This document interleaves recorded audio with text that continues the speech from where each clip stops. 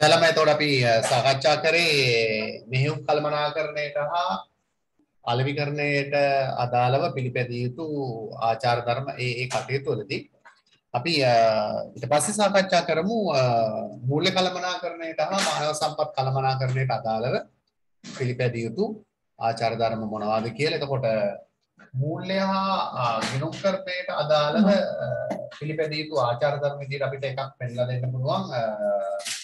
එකක් තමයි ගිණුම් කරන කටයුතු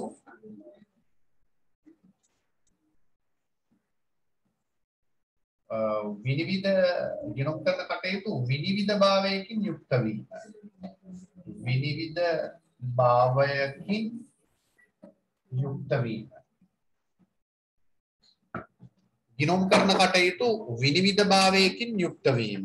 නේද? ඒ කියන්නේ කාට හරි අවශ්‍ය වුණොත්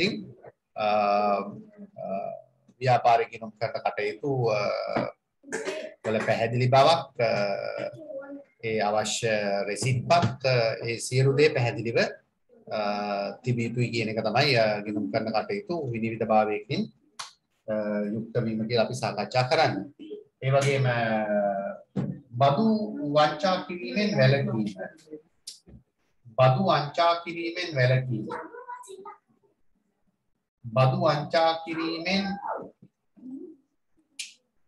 බදු වංචා කිරීමෙන් වැළකීම. බදු වංචා කිරීමෙන් වැළකීම. බදු වංචා කිරීමෙන් වැළකීම මේ යටතේ පිළිපැදිය යුතු ආචාර ධර්මයක් විදිහට අපි සලකනවා. ඒ වගේම මූල්‍ය ගිණුම් කරන්නට අදාළව පිළිපැදිය යුතු තව ආචාර ධර්මයක් විදිහට අපි සලකනවා මේ අයථා තැන්පතු රැස් කිරීමෙන් වැළකීම. අයථා තැන්පතු රැස් කිරීමෙන් වැළකීම. අයථා තැන්පතු රැස් කිරීමෙන් වැළකීම. මූල්‍ය ගිණුම් කරන්නට අදාළව පිළිපැදිය යුතු ආචාර ධර්මයක් විදිහට අපි සලකනවා. ඒ වගේම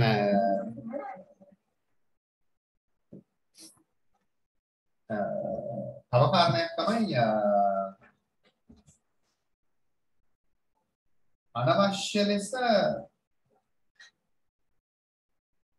අනවශ්‍ය ලෙස අධික ගෙවීම් හා වියදම්. අනවශ්‍ය ලෙස අධික ගෙවීම් හා වියදම් පාලනය කිරීම. අනවශ්‍ය ලෙස අධික ගෙවීම් හා වියදම් පාලනය කිරීම. කියන්නේ අනවශ්‍ය ලෙස වියදම් කරන එක මූල්‍ය හා ගිණුම් කරන්නට අදාළ ආචාර ධර්ම කඩකිරීමක් විදිහට අපි සලකන එක. ඒ කියන්නේ යම් කිසි දෙයකට අවශ්‍ය ප්‍රමාණයට වඩා අධික ලෙස වියදම් කරනවා නම් ඒක ආචාර ධර්ම කඩකිරීමක් විදිහට අපි ගිණුම් කරන්නට අදාළව සලකනවා. අනවශ්‍ය ලෙස අධික ගෙවීම් හා වියදම් පාලනය කිරීමට ව්‍යාපාරයක් කටයුතු කළ යුතුයි. ඒ වගේම තව ආචාර ධර්ම කඩකිරීමක් විදිහට ගිණුම් කරන්නට අදාළ අපිට පෙන්ලා දෙන්න පුළුවන් අශෝභන ගිණුම් කරන උපක්‍රම මගින් ආයෝජන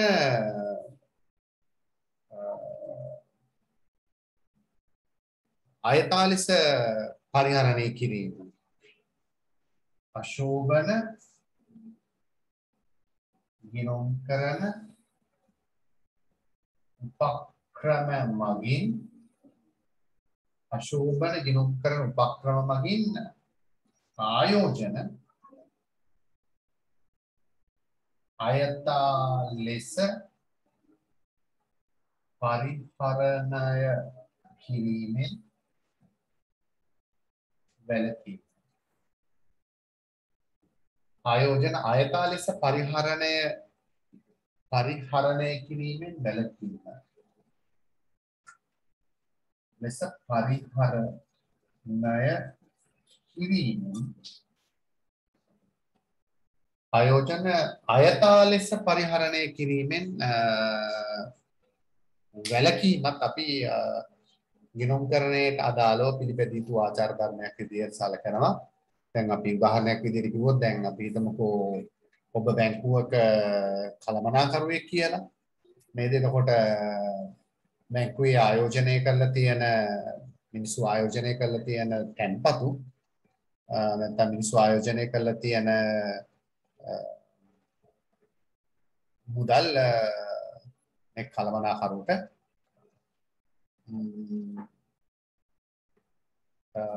ඒක අනවශ්‍ය විදියට පාවිච්චි කරලා අනේ අවශ්‍ය මුදල් ප්‍රමාණය අරගෙන ඒ අදාළ කටයුතු කරලා නැවත ඒ මුදල් ප්‍රමාණය ඒ බැංකුවේ තියෙන මුදල් වලට එකතු කරන්න හැකියාවක් කළමනාකරුට හදාගන්න පුළුවන්. එතකොට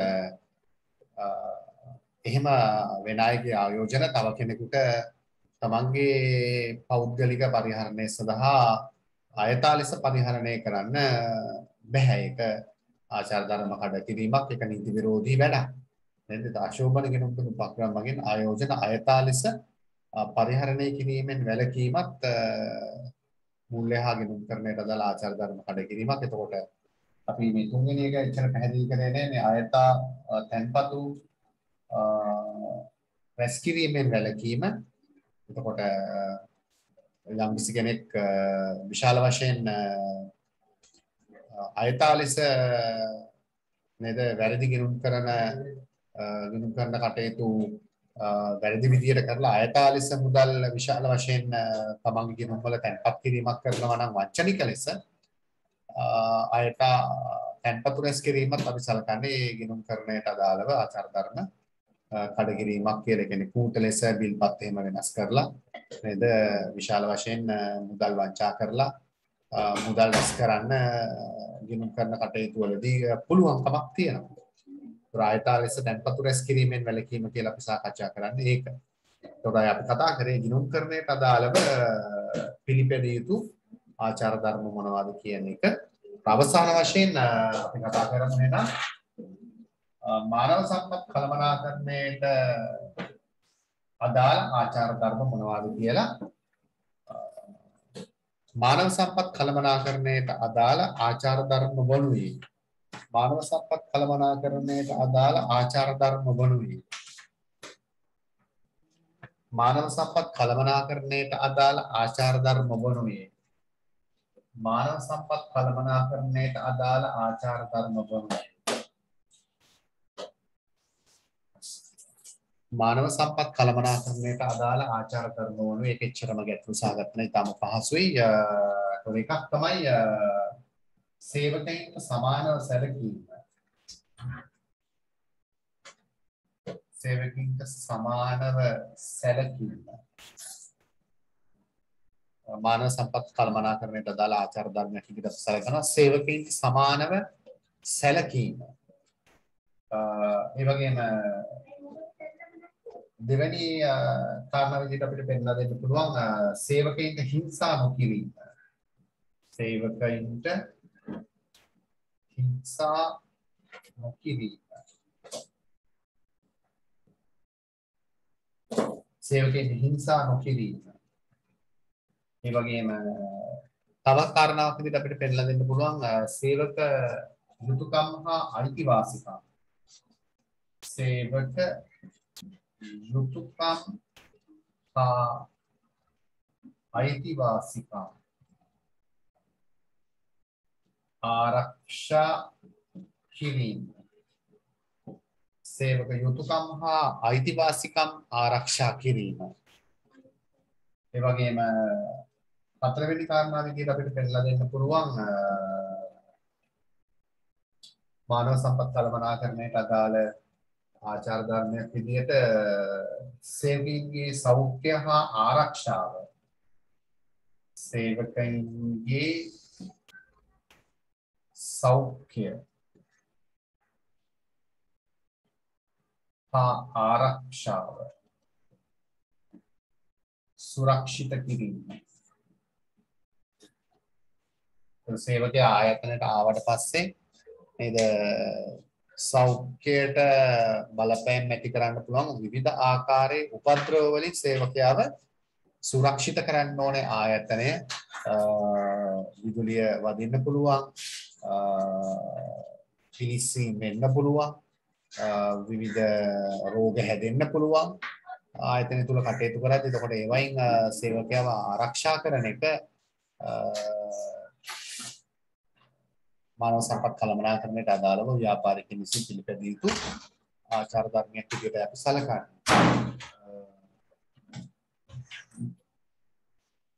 ඒ වගේම මානව සම්පත් කළමනාකරණයට අදාළව තවත් ආචාර ධර්මයක් විදිහට අපිට පෙන්නලා දෙන්න පුළුවන් තරගකාරී ආයතනවල සේවකයන් අද්දවා ගැනීමෙන් වැළකීම.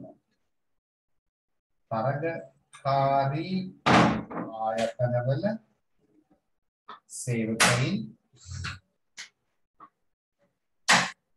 තරගකාරී ආයතනවල සේවකයන් ඇද ගැනීම වැළකීම. තරගකාරී ආයතනවල සේවකයෝ විවිධ මුදල් ප්‍රදානක දීලා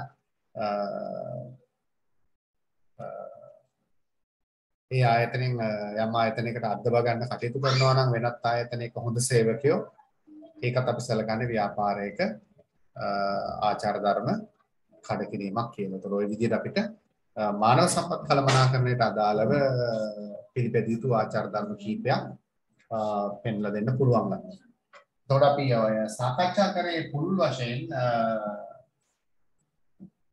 ව්‍යාපාර ආචාර ධර්ම පිළිපැදිය යුතු ප්‍රධාන ක්ෂේත්‍ර නැත්නම් අවස්ථා හතරක් පිළිබඳව. එතකොට ව්‍යාපාරයේ නිෂ්පාදන කටයුතු කරද්දී, ව්‍යාපාරයේ අලෙවි කටයුතු කරද්දී, ව්‍යාපාරයේ ගිණුම් කරන කටයුතු කරද්දී, ඒ වගේම ව්‍යාපාරයේ මානව සම්පත් කළමනාකරණය කරද්දී ව්‍යාපාරයක් පිළිපැදිය යුතු ආචාර ධර්ම මොනවාද කියන එක තමයි අපි වෙන වෙන වශයෙන් සාකච්ඡා කෙරුවේ.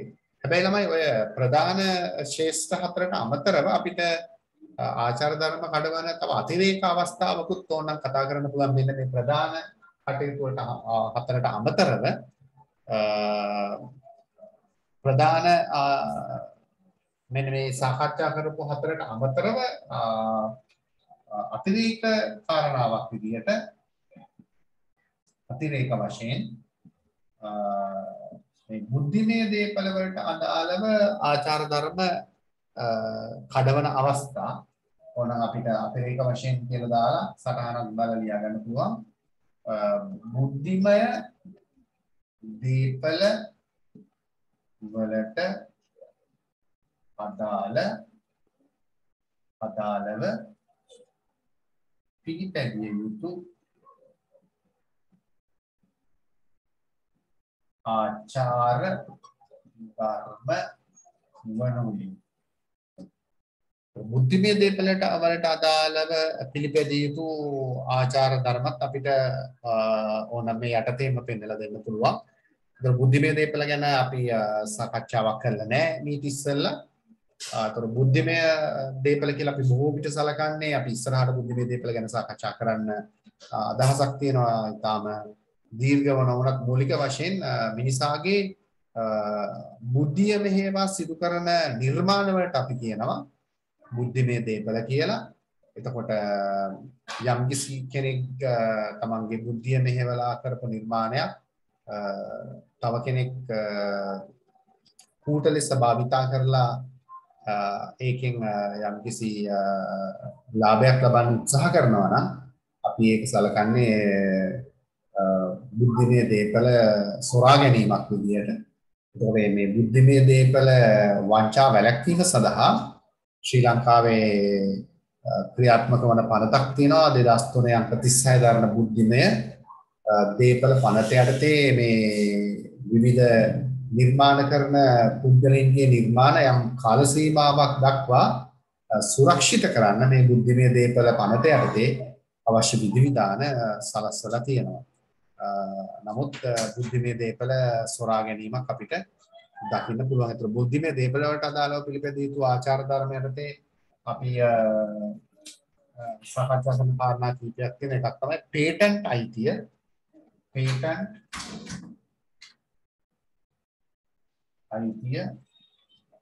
වංචනික ලෙස යොදා ගැනීම. ඒතකොට පේටන්ට් අයිතිය කියන්නේ මොකක්ද කියලා කතා කරලා නැහැ. අපි ඒක ඉදිරියේදී සාකච්ඡා කරමු. පේටන්ට් අයිතිය වංචනික ලෙස යොදා ගැනීම. ඒ වගේම වෙළඳ ලකුණ වංචනික ලෙස යොදා ගැනීම. ඒ වගේම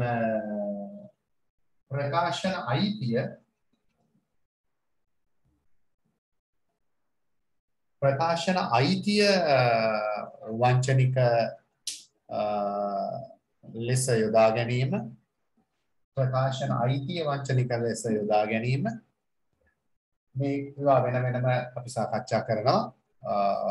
ඒ වගේම ව්‍යාපාර චරපුරුෂ සේවා පවත්වාගෙන යාම. ව්‍යාපාර චරපුරුෂ සේවා වෙනත් තරගකාරී ආයතනවල තොරතුරු නේද රහසිගතව ලබා ගන්න ක්‍රම. ව්‍යාපාර චරපුරුෂ සේවා පවත්වාගෙන යාම. තරගකාරී ආයතනවල රහස්‍ය තොරතුරු ලබා ගන්න සූක්ෂම ක්‍රම. ව්‍යාපාර චරපුරුෂ සේවා පවත්වාගෙන යාම.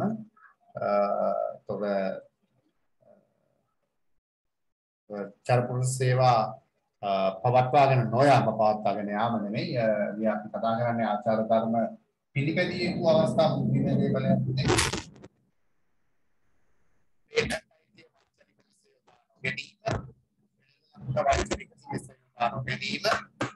ප්‍රකාශන අයිතිය වංචනික ලෙස යොදා නොගැනීම. ව්‍යාපාර චරපුරුෂ සේවා පවත්වාගෙන නොයාම. ඒ වගේම තව කාරණාවක් විදිහට අපිට මේ සේවක දක්ෂතා යටපත් නොකිරීම නේද? ඒ කියන්නේ සේවක දක්ෂතාවට අවස්ථාව ලබා දෙන එක. සේවක දක්ෂතා යටපත් නොකිරීම. සේවක දක්ෂතා යටපත් නොකිරීම. බුද්ධිමය දීපල යටතේ පිළිපැදිය යුතු ආචාර ධර්ම විදිහට අපිට පෙන්වලා දෙන්න පුළුවන්. ඒතකොට බුද්ධිමය දීපල සම්බන්ධයෙන් අපි ඉදිරියේදී සාකච්ඡා කරනකොට ඒ සම්බන්ධයෙන් ඔබට අවබෝධයක් ලබා ගන්න පුළුවන් මේ පේටන්ට් අයිතිය කියන්නේ මොකක්ද, වෙළඳ ලකුණ කියන්නේ මොකක්ද, ප්‍රකාශන අයිතිය කියන්නේ මොකක්ද කියන එක පිළිබඳව ප්‍රධාන වශයෙන්. එතකොට සාකච්ඡා කරේ ව්‍යාපාරයක ආචාර ධර්ම ක්‍රියාත්මක වන ප්‍රධානම ශේෂ්ත්‍ර සහ ඒ ශේෂ්ත්‍ර යටතේ ව්‍යාපාරයක් ආචාර ධර්ම පිළිපැදිය යුතු අවස්ථා මොනවාද කියන එක තමයි අපි වෙන වෙන වශයෙන් සාකච්ඡා කරේ ළමයි. ඊට පස්සේ අපි අපේ අවධානය යොමු කරනවා මෙන්න මේ ප්‍රශ්නෙට.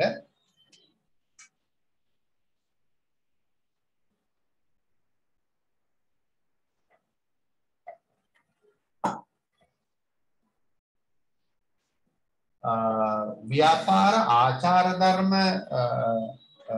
පිළිපැදිය යුතු එක එක අවස්ථානේ දැන් අපි සාකච්ඡා කරේ. ඒ අලෙවිකරණයට අදාළව ආචාර ධර්ම පිළිපැදිය යුතු ආකාර, කිනුම්කරණයට අදාළව කොයි වගේ ආචාර ධර්මද අපි පිළිපදින්න ඕනේ, ඒ වගේම මානව සම්පත් අලෙවිකරණය ඒ අවස්ථාවලදී පිළිපැදිය යුතු ආචාර ධර්ම මොනවාද කියන එක මේ ආචාර ධර්ම පිළිපැදීමෙන් ව්‍යාපාරයකට දෙන ප්‍රයෝජන මොනවද කියන ප්‍රශ්නේ මෙන්න මෙහෙම ලියා ගන්න පුළුවන්. ව්‍යාපාර ආචාර ධර්ම පිළිපැදීමෙන් ව්‍යාපාර ආචාර ධර්ම පිළිපැදීමෙන් ව්‍යාපාරවලට ව්‍යාපාර ආචාර ධර්ම පිළිපැදීමෙන් ව්‍යාපාරවලට මෙහෙම හරි ගස්සගත්තා නම් හොඳයි. ව්‍යාපාර ආචාර ධර්ම පිළිපැදීම ව්‍යාපාරවලට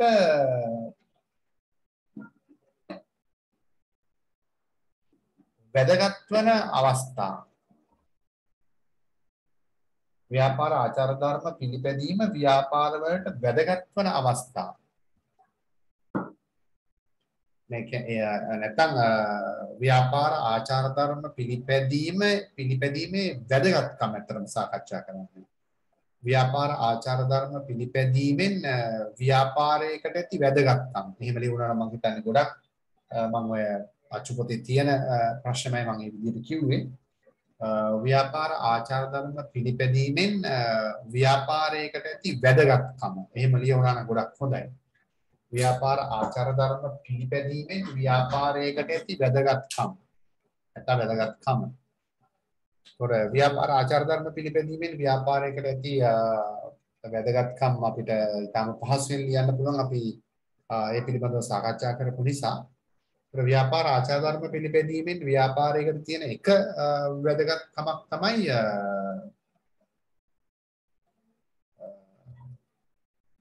ගුණාත්මක භාණ්ඩ හා සේවා සැපයීම තුළින් ගුණාත්මක භාණ්ඩ හා සේවා සැපයීම තුළින් පාරිභෝගිකයාට සාධාරණයක් ඉටු කිරීමට හැකියාව ලැබීමෙන් ගුණාත්මක භාණ්ඩ හා සේවා සැපයීම තුළින් ආචාර ධර්ම පිළිපැදීමේ වැදගත්කම් අපි කතා කරන්නේ. එතකොට එකක් තමයි ගුණාත්මක භාණ්ඩ හා සේවා සැපයීමෙන්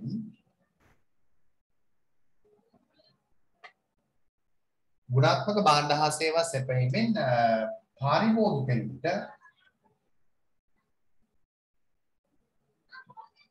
සාධාරණයක් ඉටු වන බැවින් පාරිභෝගිකයන්ට සාධාරණයක් ඉටු වන බැවින් පාරිභෝගිකයාට සාධාරණයක් ඉටු වන බැවින් ව්‍යාපාරයේ කෙරෙහි ඇති විශ්වාසය තහවුරු වීම. ව්‍යාපාරය කෙරෙහි ඇති විශ්වාසය තහවුරු වීම.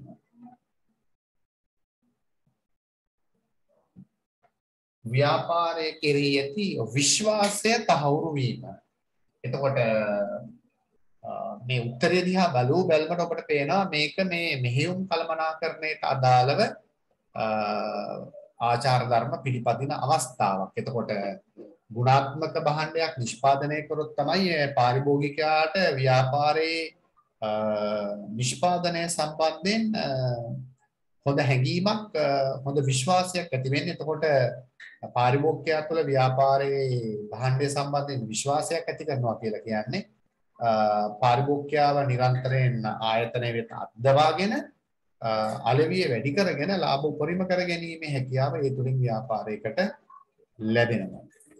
ඒ වගේම දෙවෙනි කාරණාව අපිට කියන්න පුළුවන් මේ අලෙවිකරණයට අදාළ ආචාර ධර්ම නිසි ලෙස පිළිපැදීම. අලෙවිකරණයට අදාළ ආචාර ධර්ම නිසි ලෙස පිළිපැදීමෙන්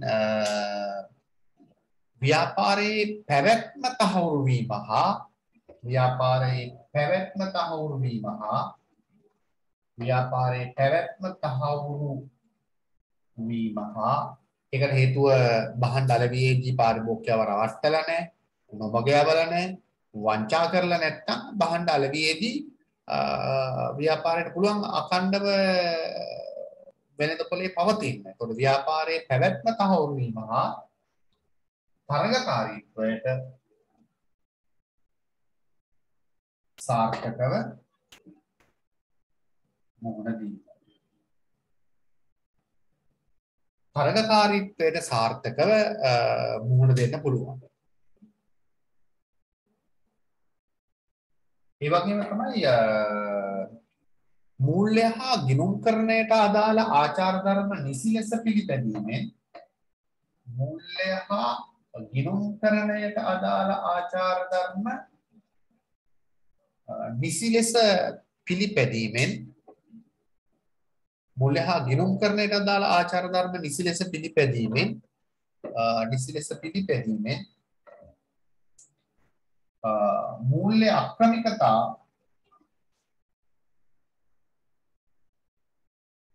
මූල්‍ය අක්‍රමිකතා හා වංචනික ක්‍රියා මූල්‍ය අක්‍රමිකතා හා වංචනික ක්‍රියා වළක්වා ගත හැකි වීම.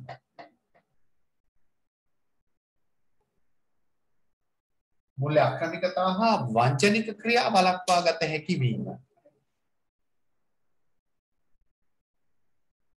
वंचनिक क्रिया वළක්වා ගත හැකි मूल्य आक्रमिकता हा वंचनिक क्रिया वළක්වා ගත හැකි වීම. वंचनिक क्रिया वළක්වා ගත හැකි වීම. ඒ වගේම තව ආචාර ධර්ම පිළිපැදීමේ වැදගත්කමක් විදිහට අපිට පෙන්නලා දෙන්න පුළුවන් හතරවෙනි වැදගත්කම සේවක යුතුයකම් හා වගකීම් යුතුයකම් හා අයිතිවාසිකම් සේවක යුතුයකම් හා අයිතිවාසිකම් ආරක්ෂා කිරීමෙන් සේවක යුතුයකම් හා අයිතිවාසිකම් ආරක්ෂා කිරීමෙන්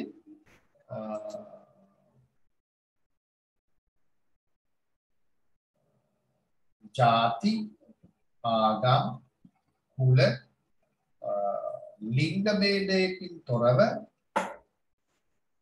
සේවක යුතුයකම් හා අයිතිවාසිකම් ආරක්ෂා කිරීමෙන් ಜಾති ආගම් කුල ලිංග ભેදයකින් තොරව සේවක යුතුයකම් හා අයිතිවාසිකම් ආරක්ෂා කිරීමෙන් ಜಾති ආගම් කුල ලිංග ભેදයකින් තොරව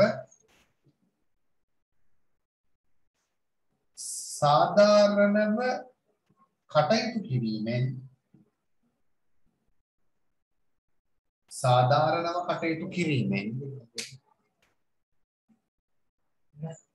සාධාරණව කටයුතු කිරීමෙන් මානව සම්පත්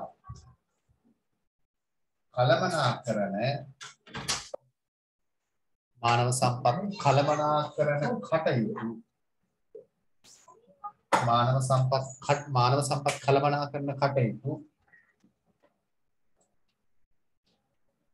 मानव संपत् कलमनाकरण कटयुतु वडा सार्थकव मानव संपत् कलमनाकरण कटयुतु वडा सार्थकव सिदु कළ හැකි වීම मानव संपत् कलमनाकरण කටයුතු වඩා සාර්ථකව ඉටු කළ හැකි වීම වඩා සාර්ථකව ඉටු කළ හැකි වීම. එතකොට මේ කාරණා හතර අපිට ආචාර ධර්ම පිළිපැදීමේ වැදගත්කම් නැත්නම් ව්‍යාපාරයකට තියෙන ප්‍රයෝජන වාසි විදියට අපිට පෙන්ලා දෙන්න පුළුවන්. එතකොට මේ උත්තර හතර දිහා බලපුවම අපිට පේන දෙයක් තමයි අර ව්‍යාපාර ආචාර ධර්ම ක්‍රියාත්මක වන ශේෂ්ත්‍ර හතර සම්බන්ධයෙන් තමයි මේ උත්තර හතරෙනුත් ලියලා තියෙන්නේ නේද? ඒ කියන්නේ මෙහෙයුම් කළමනාකරණයට අදාළ ආචාර ධර්ම පිළිපැදීමේ පාරිභෝගික සාධාරණ ගුණාත්මක භාණ්ඩයක් දීලා යාගේ විශ්වාසය තහවුරු කරගන්න පුළුවන්. මේ අලෙවිකරණයට අදාළ ආචාර ධර්ම පිළිපැදීමෙන් වෙළඳ පොලේ රැඳී හිටින්න තරඟකාරීත්වයට මුහුණ දෙන්න ව්‍යාපාරයකට ශක්තිය ලැබෙනවා අයථා කටයුතු වලින් ව්‍යාපාරය වළකින නිසා. ඒ වගේම නිසි පරිදි ගිණුම් කරන කටයුතු පවත්වාගෙන ගියොත් මූල්‍ය අක්‍රමිකතා වංචා අවම කරගෙන ව්‍යාපාරය සාර්ථක කරගන්න පුළුවන්. ඒ වගේම මානව සම්පත් කටයුතු ඉතා සාර්ථකව කරගන්න අවස්ථාව ලැබෙනවා. සේවක යුතුයකම් සේවක අයිතිවාසිකම් වගේ දේවල් ගැන අවධානය යොමු කිරීම නිසා ව්‍යාපාරය සියලු සේවකයන්ට සාධාරණව සැලකීම වගේ දේවල් තුලින් මානව සම්පත් කටයුතු ඉතා සාර්ථකව මේ කාර්මික ක්‍රියාමාර්ග නැත්නම් ශ්‍රමික සම්බන්ධතා විදවැටීමකින් තොරව කාර්මික සමගිය වර්ධනය වෙන ආකාරයට කටයුතු කරලා ව්‍යාපාරයේ කටයුතු විදවැටීමකින් තොරව කාර්මික ක්‍රියාමාර්ග වගේ දේවල් උද්ඝෝෂණ වැඩ වර්ජන වගේ දේවල් වලට යන්නේ නැතුව නේද කාර්මික සාමය ගොඩනගාගෙන ව්‍යාපාර කටයුතු අඛණ්ඩව කරගෙන යාමේ හැකියාවක් සේවකීන්ට සාධාරණව ලැබීමෙන් ව්‍යාපාරයේ මානව සම්පත් කළමනාකරන කටයුතු ඉතා සාර්ථකව ඉටු කරගන්න මේ තුලින් හැකියාව ලැබෙනවා. අපි ඔය කතා කරේ මානව ව්‍යාපාර ආචාර ධර්ම පිළිපැදීමෙන් ව්‍යාපාරයකට ලැබෙන ප්‍රයෝජන වැදගත්කම් පිළිබඳව.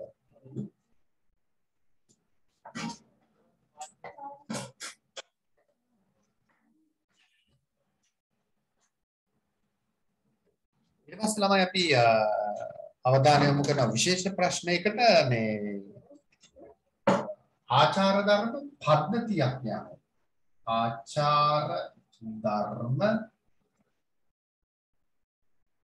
ආචාර ධර්ම පද්ධතිය. ආචාර ධර්ම පද්ධතියක් කියන්නේ මොකක්ද කියලා. ආචාර ධර්ම පද්ධතියක්. නැත්නම් අපිට කියන්න පුළුවන් ආචාර ධර්ම සංග්‍රහයක් කියලා. ආචාර ධර්ම පද්ධතියක් නැත්නම් ආචාර ධර්ම සංග්‍රහයක් කියන්නේ මොකක්ද කියලා. ඒ කියන්නේ මේ පද්ධතියක් කියන්නේ ගොඩක් කියන එකනේ සමුදායක්. එතකොට සංග්‍රහයක්ත් එහෙමනේ සංග්‍රහ කරද්දී අපි විවිධ දේවල් වලින් සංග්‍රහ කරන එක සංග්‍රහය ලබන පාර්ශවයන් තෘප්තිමත් වෙන්න හේතු වෙනවා. එතකොට මේ ආචාර ධර්ම පද්ධතියක් කියන්නේ ආචාර ධර්ම සමූහයක්. එතකොට මේ පාරිභෝගිකයින් සම්බන්ධයෙන් පිළිපැදිය යුතු ව්‍යාපාරයක් පිළිපැදිය යුතු ආචාර ධර්ම නෙමෙයි කතා කරන්නේ. එතකොට එක ආචාර ධර්මයක් නෙමෙයිනේ ව්‍යාපාරය පිළිපදින්න ඕනේ.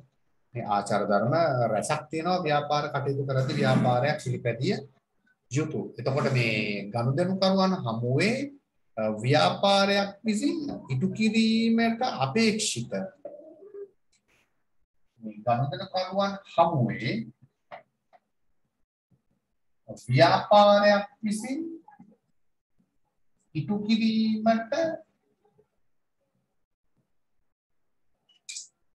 අපේක්ෂිත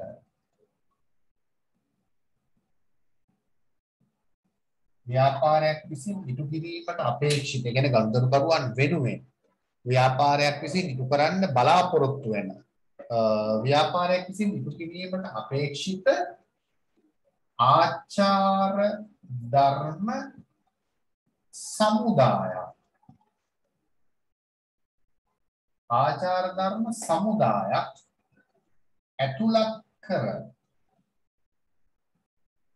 සකස් කරන ලද මාර්ගෝපදේශයක්. සකස් කරන ලද මාර්ගෝපදේශයක්. අපි හඳුන්වනවා ආචාර ධර්ම පද්ධතියක් නැත්නම් ආචාර ධර්ම සංග්‍රහයක් කියලා. එතකොට ගනුදෙනුකරුවන් හමුවේ ව්‍යාපාරයක් විසින් ඉටු කිරීමට අපේක්ෂිත බලාපොරොත්තු වන මෙන්න මේ දේවල් තමයි අපි ඔබ වෙනුවෙන් ඉටු කරගන්න බලාපොරොත්තු වන ආචාර ධර්ම කියලා. ව්‍යාපාරයකට පුළුවන් නම් පාරිභෝගිකයා වෙනුවෙන් ඒ ටික ඉෂ්ට කරන්න අපි ඒක සලකනවා ආචාර ධර්ම පද්ධතියක් නැත්නම් මාර්ගෝපදේශයක් කියලා. එතකොට ගනුදෙනුකරුවන් වෙනුවෙන් ව්‍යාපාරයක් විසින් ඉටු කිරීමට අපේක්ෂිත ආචාර ධර්ම සමුදායක් ඇතුළත් කර සකස් කරන ලද මාර්ගෝපදේශයක් අපි හඳුන්වනවා ආචාර ධර්ම පද්ධතියක් කියලා. අපි දාගමු සටහන ආචාර ධර්ම පද්ධතියක් නැත්නම් සංග්‍රහයක් යනු ගනුදෙනුකරුවන් හමුවේ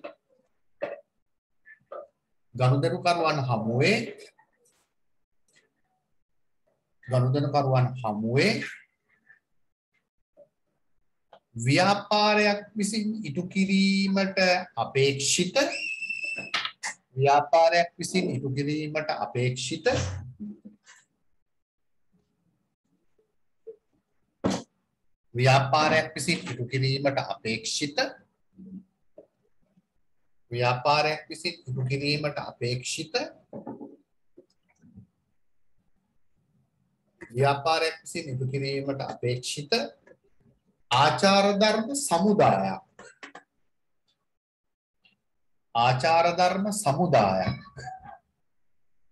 ආචාර ධර්ම සමුදායක්.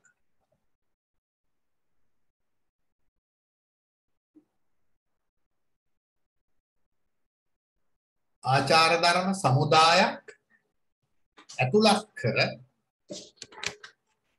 ධර්ම සමුදායක් ඇතුළත් කර ආචාර ධර්ම සමුදායක් ඇතුළත් කර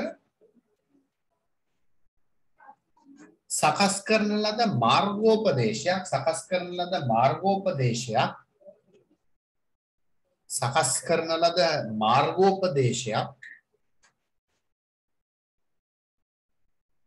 සකස් කරන ලද මාර්ගෝපදේශයක්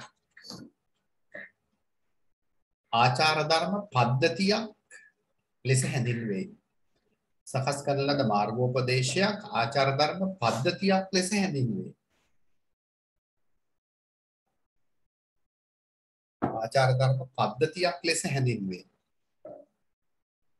ආචාර ධර්ම පද්ධතියක් ලෙස හැඳින්වේ.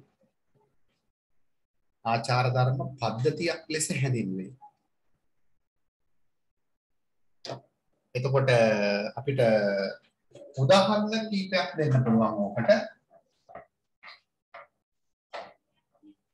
උදාහරණ කීපයක් අපිට දෙන්න පුළුවන්. උදාහරණ දැන් පාසල් සිසුන් සඳහා අයිති ඉස්සෙල්ලා මම කතා කරන්නම් අපේ තමයි ඉස්සෙල්ලා අපි කතා කරමු දැන් රාජ්‍ය සේවකයන් සඳහා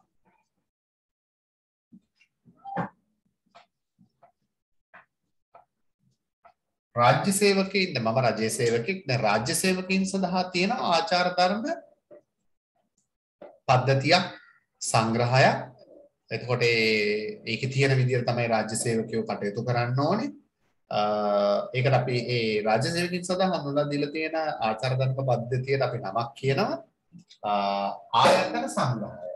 රාජ්‍ය සේවකයන් සඳහා තියෙන ආයතන සංග්‍රහය. එතකොට ඒකෙදී රාජ්‍ය සේවකයන් පිළිපැදිය යුතු ආචාර ධර්ම මොනවද කියලා සඳහන් වෙලා තියෙනවා. ආයතන සංග්‍රහය. ආයතන සංග්‍රහය. ආයතන සංග්‍රහය. එතකොට වරලත් ගණකාධිකාරී වරුන් සඳහා තියෙනවා වරලත් ගණකාධිකාරී වරුන් සඳහා තියෙනවා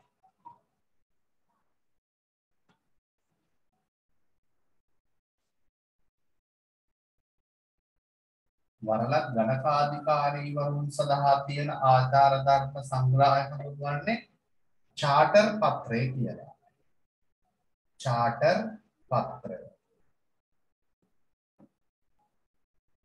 වරලත් ගණකාධිකාරී වරුන් සඳහා හඳුන්වලා දීලා තියෙන ආචාර ධර්ම පද්ධතිය හඳුන්වන්නේ චාටර් පත්‍රය කියලා. එතකොට වෛද්‍යවරුන් සඳහා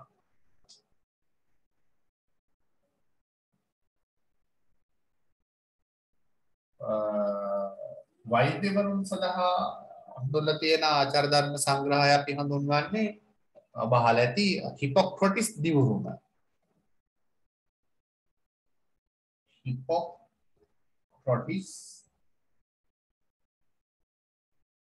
හිපොක්‍රටිස් දිවුරුම.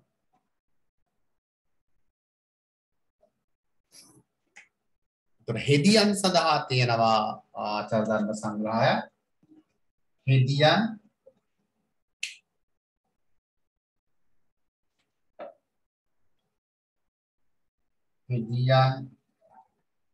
සඳහා තියෙනවා නයින්ටින්ගේල් දිවුරුම. නයින්ටින්ගේල් කියන්නේ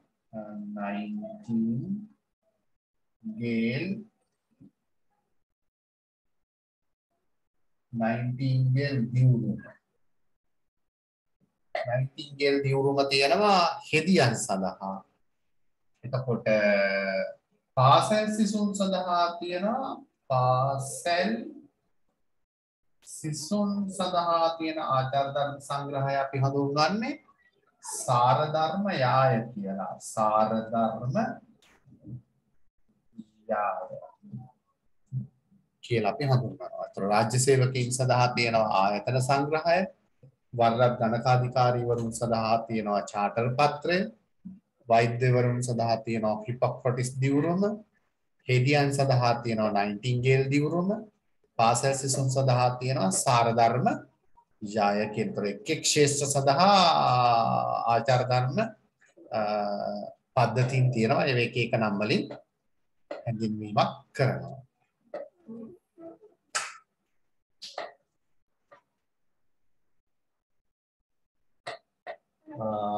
අපි ඊට පස්සේ කතා කරමු මෙන්න මෙහෙම ප්‍රශ්නයක්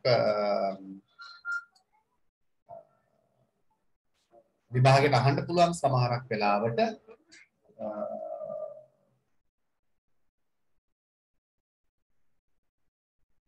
පාසල් සිසුවෙකු වශයෙන් පාසල් සිසුවෙකු වශයෙන්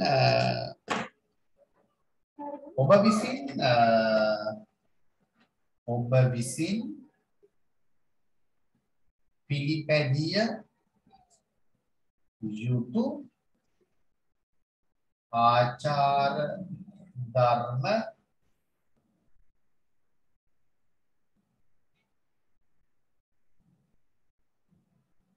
පද්ධතියක් ගොඩ නගන්න කියලා. කියන්නේ පාසල් සිසුවෙකු වශයෙන් ඔබ විසින් පිළිපැදිය යුතු ආචාර ධර්ම පද්ධතියක් ගොඩ නගන්න කියලා. මොනවාද පාසල් සිසුන්ට ගොඩ නගා ගන්න පුළුවන් ආචාර ධර්ම විදියට අපිට පෙන්ලා දෙන්න පුළුවන්. පාසල් සිසුන්ට හොඳ ආචාර ධර්ම පද්ධතියක් ගොඩනගා ගන්න පුළුවන්. එකක් තමයි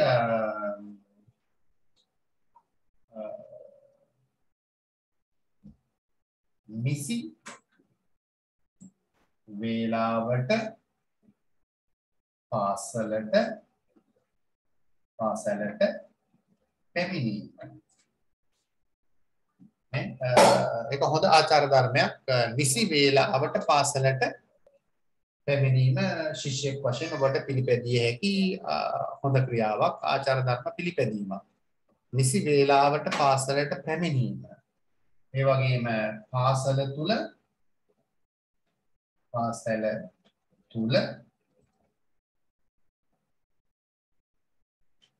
විනය ගරුකව හැසිරීම. පාසල තුල විනය ගරුකව හැසිරීම. ඒ වගේම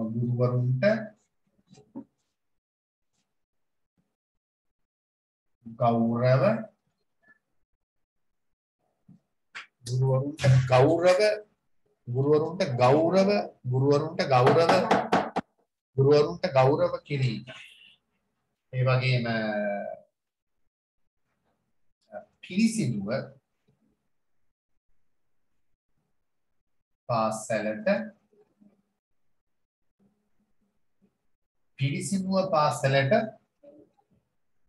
පැමිණීම.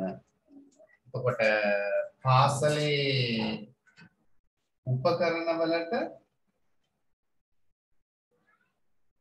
උපකරණවලට නැත්නම් පාසලේ පවතින සම්පත් වලට අපි එහෙම ලියමු. පාසලේ පවතින සම්පත් වලට හානි නොකිරීම. නේද? පාසලේ පවතින සම්පත් වලට හානි නොකිරීම.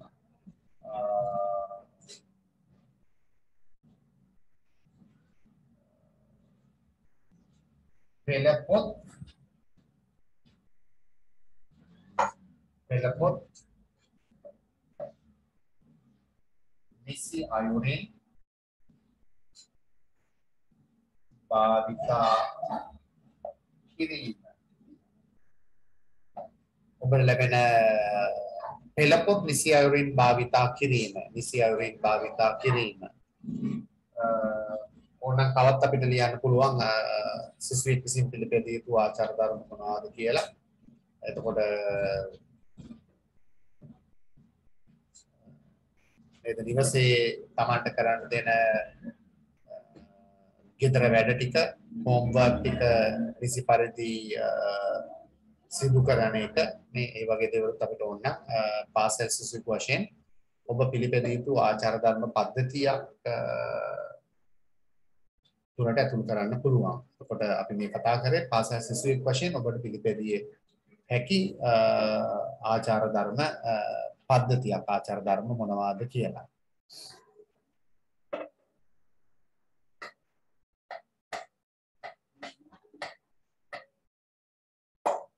ඕන මේ වගේම තව ප්‍රශ්නයක් අපිට සාකච්ඡා කරන්න පුළුවන්.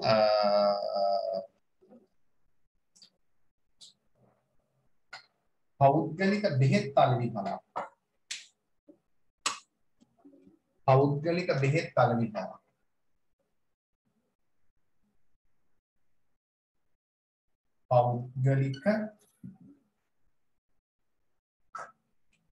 පෞද්ගලික බෙහෙත් අලෙවි පළ පවත්වාගෙන යාමේදී ඒ කියන්නේ ෆාමසි එකක් නේද? ෆාමසි එකක් පවත්වාගෙන යාමේදී පිළිපැදිය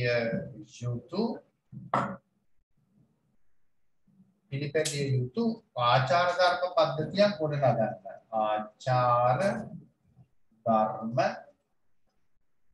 පද්ධතියක් ගොඩනගන්න. පෞද්ගලික බෙහෙත් අලෙවිහලක් පවත්වාගෙන යාමේදී පිළිපැදිය යුතු ආචාර ධර්ම පද්ධතියක් ගොඩනගන්න. ඒ කියන්නේ ෆාමසියක් වගේ එකක් පවත්වාගෙන යද්දී පිළිපදින්න පුළුවන් ආචාර ධර්ම මොනවාද කියන එක. එතකොට මොනවාද පෞද්ගලික බෙහෙත් අලෙවිහලක් පවත්වාගෙන යාමේදී පිළිපැදිය යුතු ආචාර ධර්ම විදිහට අපිට පෙන්නලා දෙන්න පුළුවන්. එකක් තමයි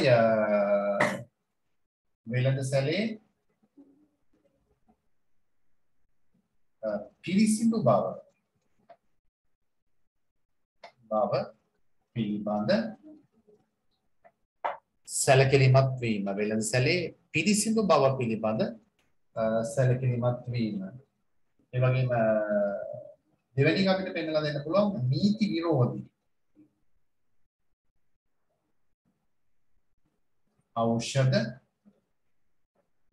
නැත්නම් නීති විරෝධී බෙහෙත් ද්‍රව්‍ය අලෙවියෙන් වැළකීම. නීති විරෝධී බෙහෙත් ද්‍රව්‍ය නැත්නම් ඖෂධ අලෙවියෙන් වැළකීම. ඒ වගේම තව කාරණාවක් අපිට පෙන්වලා දෙන්න පුළුවන් සාධාරණ මිලට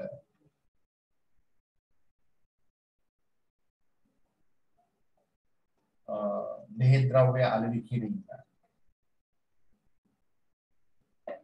සාධාරණ මිලට බෙහෙත් ද්‍රව්‍ය අලෙවි කිරීම. ඒ වගේම වෛද්‍ය වරයෙකුගේ නිර්දේශය නොමැතිව බෙහෙත් ද්‍රව්‍ය අලෙවි නොකිරීම. වෛද්‍යවරයාගේ නිර්දේශයක් නොමැතිව බෙහෙත් ද්‍රව්‍ය අලෙවි නොකිරීම.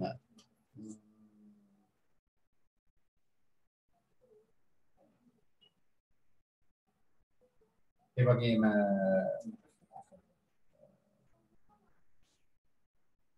ප්‍රමිතියෙන් බාල යල් පැන ගිය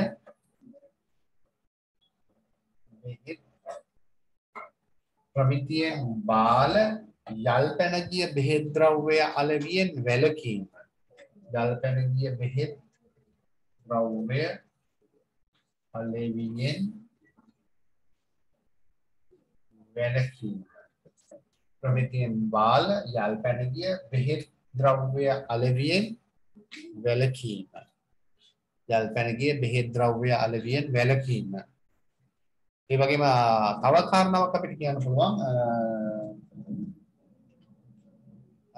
බෙහෙත් ද්‍රව්‍ය නිකුත් කිරීමේදී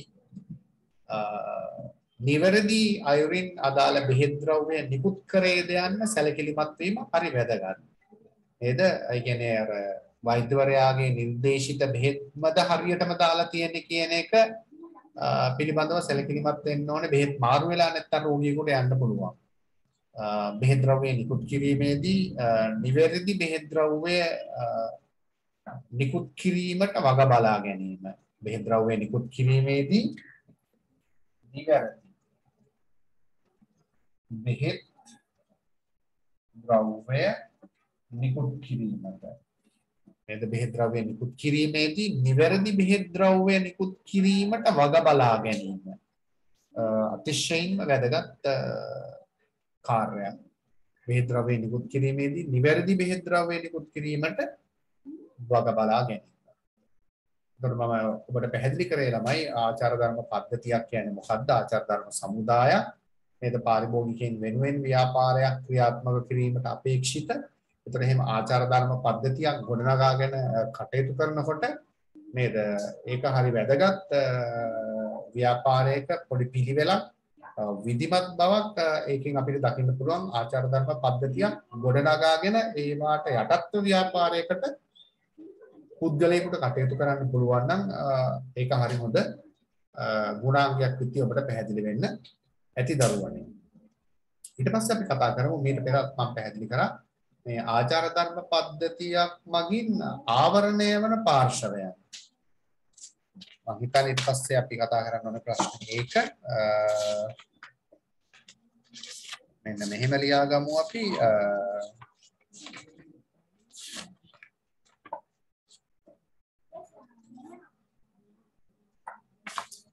ව්‍යාපාර ආචාර ධර්ම පද්ධතියකින් ආවරණය වන පාර්ශව. ව්‍යාපාර ආචාර ධර්ම පද්ධතියකින් ආවරණය වන පාර්ශව. ව්‍යාපාර ආචාර ධර්ම පද්ධතියකින් ආවරණය වන පාර්ශව.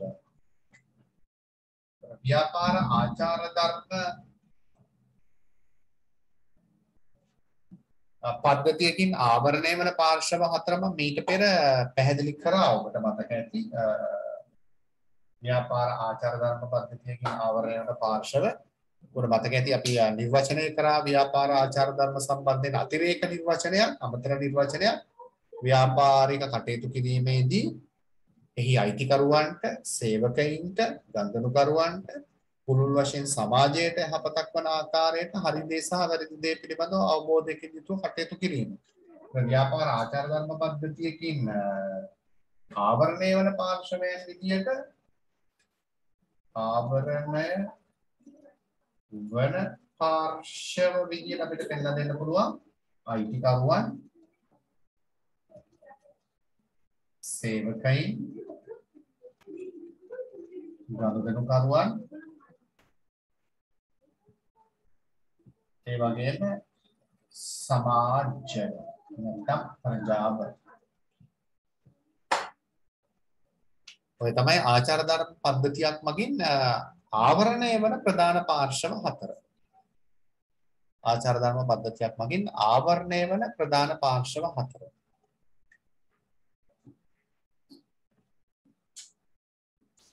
ඊට පස්සේ අපි අද දවසේ අවසාන ප්‍රශ්න විදිහට සාකච්ඡා කරමු ළමයි. ආචාර ධර්ම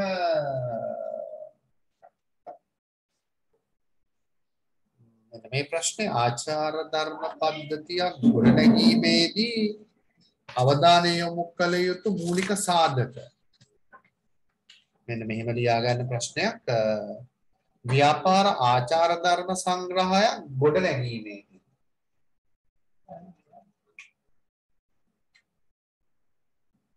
ව්‍යාපාර ආචාර ධර්ම සංග්‍රහය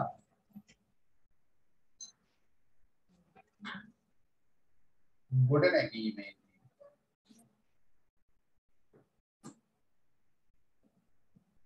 ව්‍යාපාර ආචාර ධර්ම සංග්‍රහයක් ගොඩනැගීමේදී සැලකිලිමත් විය යුතු කරුණු. සැලකිලිමත් විය යුතු කරුණු. ව්‍යාපාර ආචාර ධර්ම පද්ධතිය හදද්දී අපි සැලකිලිමත් විය යුතු කරුණු. ව්‍යාපාර ආචාර ධර්ම පද්ධතියක් ගොඩනැගීමේදී සැලකිලිමත් විය යුතු කරුණු 7ක් තියෙනවා ළමයි.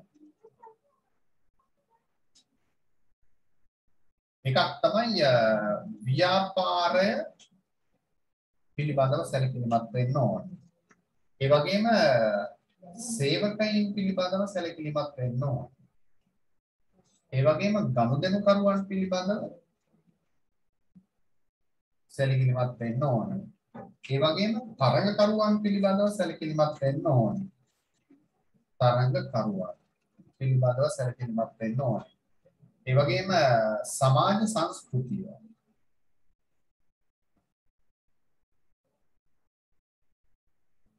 සංස්කෘතිය පිළිබඳව සැලකිලිමත් වෙන්න ඕනේ. ඒ වගේම සංවිධාන සංස්කෘතිය පිළිබඳව සැලකිලිමත් වෙන්න ඕනේ. ඒ වගේම ප්‍රායෝගික බව පිළිබඳව සැලකිලිමත් වෙන්න ඕනේ. ප්‍රායෝගික බව පිළිබඳව සැලකිලිමත් වෙන්න ඕනේ. ඒතකොට ව්‍යාපාර ආචාර ධර්ම පද්ධතිය ගොඩනැගීමේදී සැලකිලිමත් වූ පාර්ශව 4යි. ව්‍යාපාරය පිළිබඳව සැලකිලිමත් වෙන්න ඕනේ. සේවකයන් පිළිබඳව සැලකිලිමත් වෙන්න ඕනේ.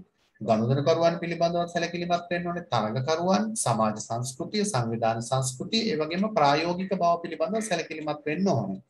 ඒකට මේ ව්‍යාපාරය පිළිබඳව මොනවාද ව්‍යාපාරය පිළිබඳව අපි සැලකිලිමත් වෙන්න ඕනේ. ඒ කියන්නේ ව්‍යාපාරයේ ස්වභාවය කුමක්ද? ව්‍යාපාරයේ ස්වභාවය.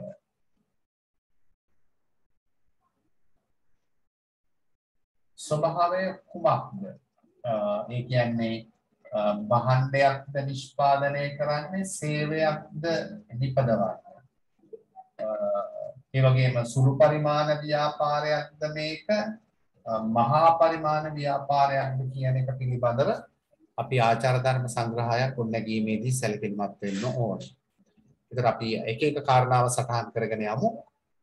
ව්‍යාපාර ආචාර ධර්ම සංග්‍රහය ගොඩනැගීමේදී සැලකිලිමත් වී යුතු කරුණු වල පළවෙනි එක ව්‍යාපාරය. එතකොට මොනවාද අපි ඒ යටතේ අවධානය යොමු කරන සැලකිලිමත් වෙන කරුණු? ආචාර ධර්ම පද්ධතියක් ගොඩනැගීමේදී ව්‍යාපාරය කියලා ලියලා චුටි ලකුණක් දාලා අපි ඒකෙදි සැලකිලිමත් වෙන්නේ ව්‍යාපාරයේ ස්වභාවය කුමක්ද? ව්‍යාපාරයේ ස්වභාවය කුමක්ද? ප්‍රශ්නාර්ථයක් දාගන්න. ව්‍යාපාරයේ ස්වභාවය කුමක්ද?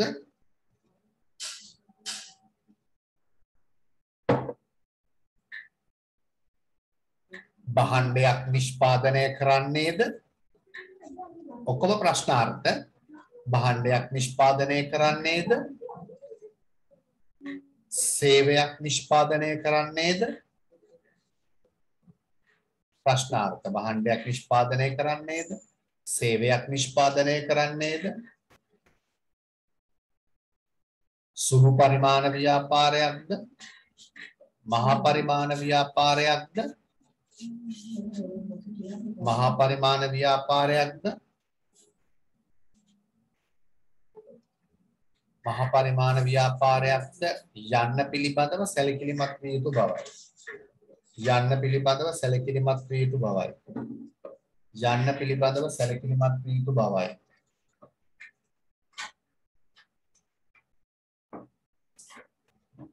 යන්න පිළිබඳව සැලකිලිමත් විය යුතු බවයි.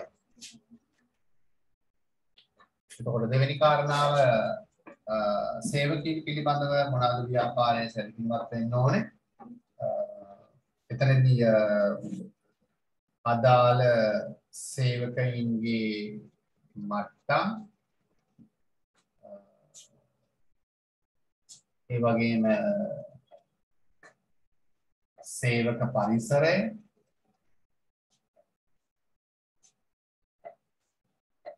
සේවක පරිසරය, ඒ වගේම අදාළ සේවක මට්ටම්. ඒතකොට විවිධ මට්ටම් වල සේවකයෝ ඉන්නවා. එතකොට සේවක පරිසරය සේවකයින්ට හිතකරද නැත්නම් සේවකයින්ගේ සෞඛ්‍ය ආරක්ෂාවට හිතකර නැද්ද?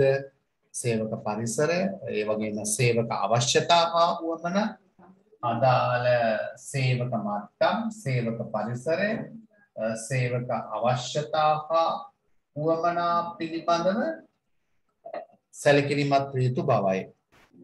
අදාළ සේවක මට්ටම් ඉහළ සේවකයාගේ ඉඳලා පහළ සේවකයාටම සේවක පරිසරය, සේවක අවශ්‍යතා හා උවමනා පිළිබඳව සැලකිලිමත් විය යුතු බවයි.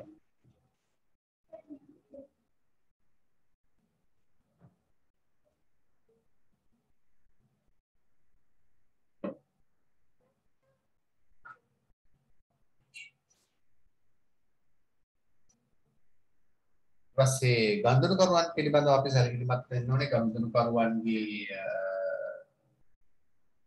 ඉල්ලුම් රටාව,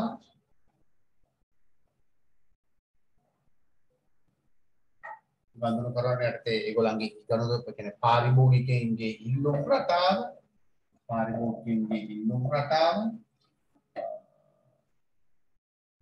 ඒගොල්ලන්ගේ ආගම්,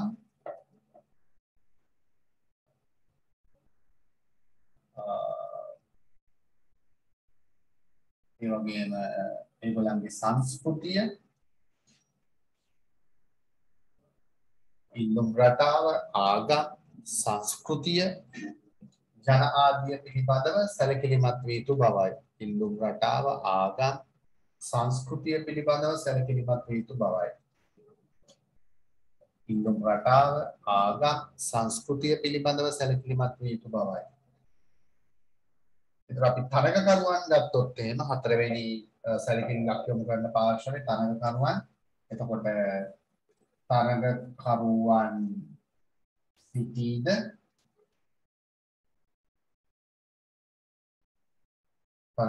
සිටීද ඔවුන් භාවිතා කරන නැත්නම් ඔවුන් අනුගමනය කරන ආචාර ධර්ම මොනවාද? ඔවුන් අනුගමනය කරන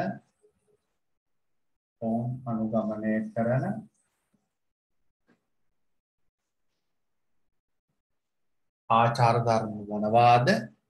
ඔවුන් අනුගමනය කරන ආචාර ධර්ම මොනවාද?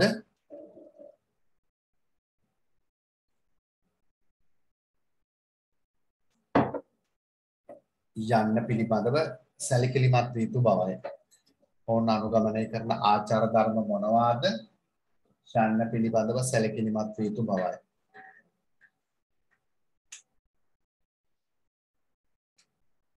ඔවුන් අනුගමනය කරන ආචාර ධර්ම මොනවාද? යන්න පිළිබඳව සැලකිලිමත් විය යුතු බවයි.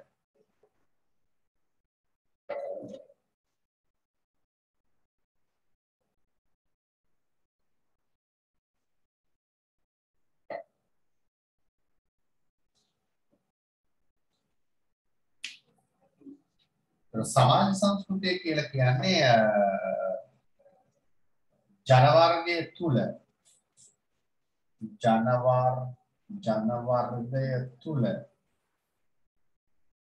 මුල් බැසගත් ව්‍යාපාරය අවට සමාජය ගැන අපි මේ කතා කරන්නේ. එතකොට ජන වර්ගය තුල මුල් බැසගත් සංස්කෘතීන්,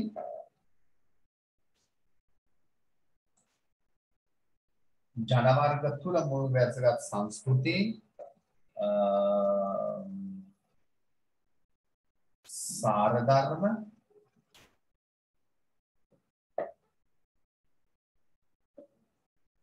පිළිබඳව සැලකිලිමත් විය යුතු බවයි. ජන වර්ග තුල මුල් බැසගත් සංස්කෘතීන්, සාර ධර්ම පිළිබඳව සැලකිලිමත් විය යුතු බවයි. ජන වර්ග තුල මුල් බැසගත් සංස්කෘතීන්, සාර ධර්ම පිළිබඳව සැලකිලිමත් විය යුතු බවයි. ජන වර්ග තුල මුල් බැසගත් සංස්කෘතීන්, සාර ධර්ම පිළිබඳව සැලකිලිමත් විය යුතු බවයි.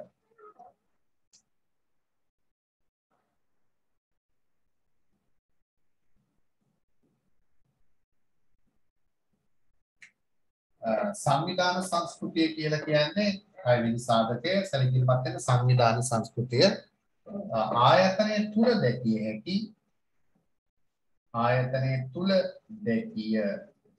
හැකි සංස්කෘතීන්, ආයතනය තුල දැකිය හැකි සංස්කෘතීන්, වටිනාකම්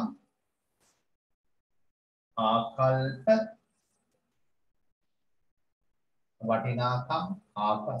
සංවිධානය තුළ දැකිය හැකි සංස්කෘතීන් වටිනාකම් ආකල්ප පිළිබඳව සැලකිලිමත් විය යුතු බවයි. සංවිධානය තුළ දැකිය හැකි සංස්කෘතීන් වටිනාකම් ආකල්ප පිළිබඳව සැලකිලිමත් විය යුතු බවයි. ආයතනය තුළ දැකිය හැකි සංස්කෘතීන් වටිනාකම් ආකල්ප පිළිබඳව සැලකිලිමත් විය යුතු බවයි.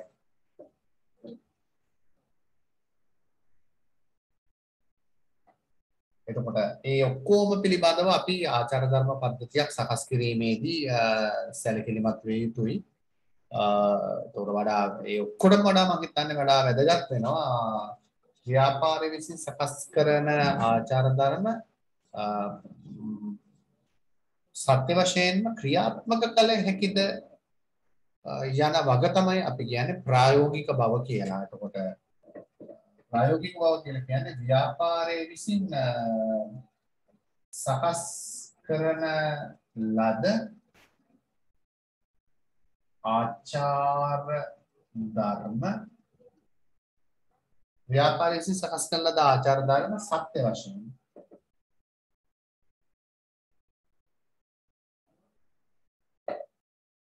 ක්‍රියාත්මක කිරීමට ඇති හැකියාව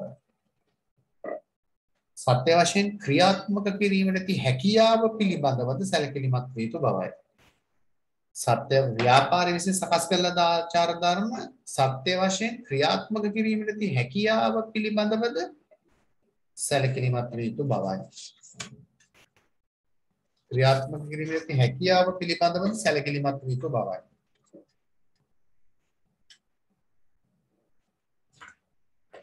ක්‍රියාත්මක කිරීමට ඇති හැකියාව පිළිබඳවද සැලකිලිමත් විය යුතු බවයි.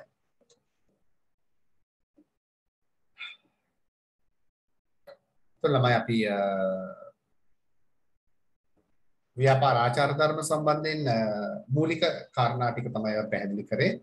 එතකොට ඊළඟ වීඩියෝ පටයෙන් අවසාන වශයෙන් ඉතා පුළුල්ම නොවුනත් දල වශයෙන් බුද්ධිමය දේපල සම්බන්ධයෙන් යම් පැහැදිලි කිරීමක් ඔබට කිරීමට බලාපොරොත්තු වෙනවා.